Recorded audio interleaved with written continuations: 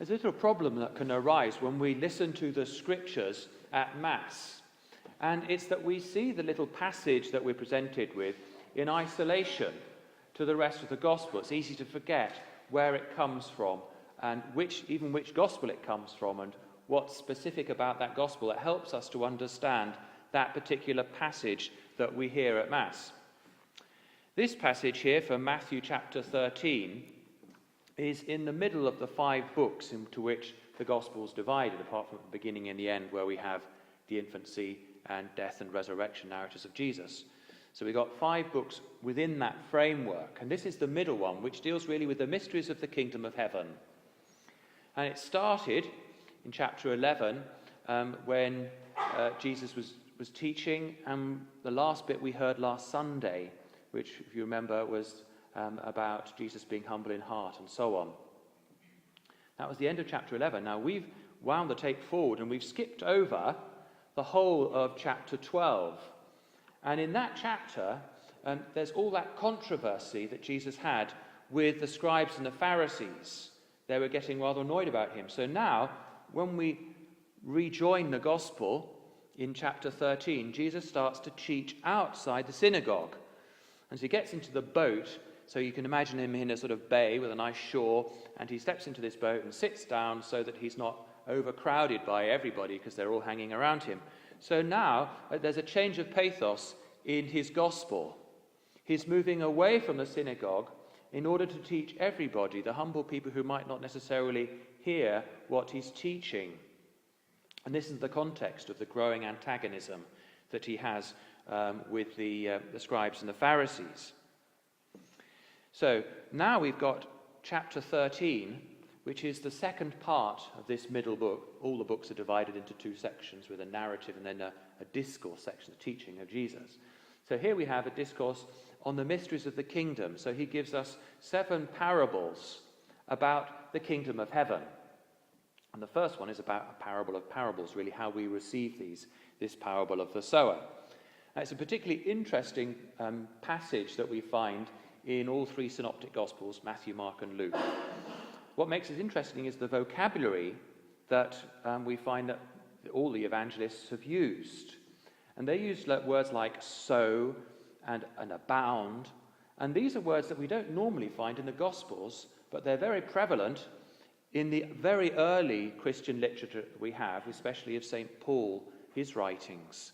So that would indicate to us that this passage here was probably written down fairly early and put into the Greek of the early church, and then it was absorbed then into all the material that the evangelists used to put it into the gospel. So it's a very early Greek version of what Jesus taught. So here we have this wonderful parable. Remember last Sunday, those of you listening to me, we thought about, if not, listen to it on YouTube. So last Sunday we were thinking of the effect that the fall of Jerusalem had on Matthew's gospel, because he was writing to people, the Jewish Christians especially, and to the Jews who weren't Christians as well, trying to defend the Christian faith, because at that time Jerusalem had fallen, they'd lost the land, so Judaism was having to reconstitute itself to find out how to be a Jew now without the temple cult and without really the attachment to the land, the promised land that they'd been given. So this passage that we've had here falls into this category. Mark doesn't include the bit right in the middle when they went up to him and said, why do you talk in parables? Well, the mysteries of the kingdom of heaven are revealed to you and not to them. So the them wasn't necessarily the people on the shore, because they were trying to listen to Jesus. What he was really referring to in Matthew's gospel is the Jews who had not accepted the message. There was this tension then, post-70 AD, after the destruction of the temple, of how to reconstitute Judaism. And Matthew was trying to encourage the Jewish Christians in seeing they, in fact, were good Jews, because Jesus was the fulfillment of the prophecies, was the fulfillment of the law. And yet then there were others within Judaism who were saying, no, this is the way we're going to move forward. So that's the kind of context of why this was a particularly important bit in Matthew, whereas Mark didn't include it. And then he quotes from Isaiah, that passage from Isaiah chapter 6. It's from verse 9 onwards. And it was so important for the early church. We find it in all four Gospels. We find it in Acts of the Apostles at the end. We find it in Romans, all quoted exactly from the Septuagint, the Greek version of Isaiah. But then there are also many other references to it, particularly with the hardening of heart. The Greek word that we have is actually getting fat, because it's overfed and getting rather sluggish and lazy. But I suppose now we'd call it the hardening of the arteries, is the expression really that's there. It's a slowness to understand. And that's referred to so many times in the early Christian literature that we find in the scriptures. So all of this then was the early church was recognizing in this prophecy of Isaiah that there were people who would not hear and not listen, not understand the message that Jesus was going to preach. And they applied that especially to themselves. They understood that to refer to the early church and their situation. But then he's giving this encouragement to his disciples, and then obviously the early church was listening and reading Matthew's gospel because they are happy, because they have received a message. So it's a message of hope. And that's something we find shot through the whole of the gospel story, isn't it? A message of hope, because salvation has been given to us by God. He has brought us salvation. So then he explains the parable of the sower. So there's those that are eaten up by the birds. We've got this image of the field. There were very small fields in those days, and because each one had his own patch, and there were footpaths that were going through, public rights of way, right to roam kind of thing, very early on.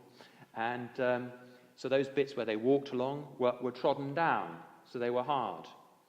But the practice in those days was that you sowed first, and then you ploughed the field. So as you ploughed, then it dug the seed into the soil. But the bit that got on the path, you couldn't plough up the path because you had to leave it as a public right of way.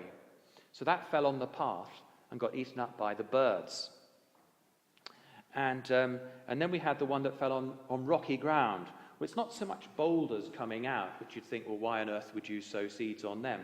But actually a lot of the soil in Palestine is very shallow, and there's a limestone underneath. So, you've got an inch or something like that of soil on top of some limestone, so it's not going to be good soil, and it wouldn't have been dug up by ploughing. And so there's no root, obviously, because it can't get any roots, so it starts shooting up and gets scorched by the very hot sun that you have in Palestine. And then you have all the acanthus, so they're called. Acanthus is like the acanthus plant, is a thorn, all the weeds, and they come and choke the seeds as they grow up, the cares of the world. And then finally, the good seed. Well, this parable here obviously was applying to the disciples and the people who were listening to them, and then the Matthean community who were listening and are trying to understand why was it that some of their family, who were good Jews as well, hadn't accepted the message. And it can speak to us as well. You might think, how many of us have somebody in the family, children, grandchildren, who've stopped practicing their faith, or brothers and sisters and so on, who no longer practice their faith they were brought up in. We might hope that they have a faith themselves, and yet try as we might have done, that faith has not been passed on. We might find it hard that they don't have their children baptized as well. So all these questions that we might have ourselves are addressed by this parable for people who are thinking about the same things as well. Why is the faith not passed on? Why don't they see? Why can't they see God's love for us? Why can't they want salvation? Why can't they turn from sin, whatever it might be? And here there's an answer, maybe not a complete answer, but an answer within this parable that is not given to everybody. There is a mystery in terms of the kingdom of heaven, why some accept God, why some turn away from him, why some accept the church, and why some turn away from the church and yet still have some faith. There are lots of things that might be involved in that, like the lure of wealth and riches. It might be that something's happened that's upset them and so on and turned them away. So what can we do is we pray for them and set them a good example, and then put it in God's hands and let him continue to sow the seeds in their lives that one day something might happen and turn them back to him.